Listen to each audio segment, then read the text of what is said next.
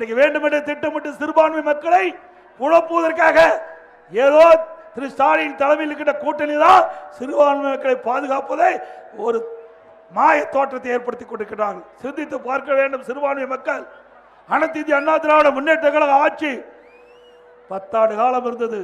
அதுக்கு முன்பு பொன்மனச்செம்மல் புரட்சி தலைவர் எம்ஜிஆர் அம்மா ஆண்டாங்க.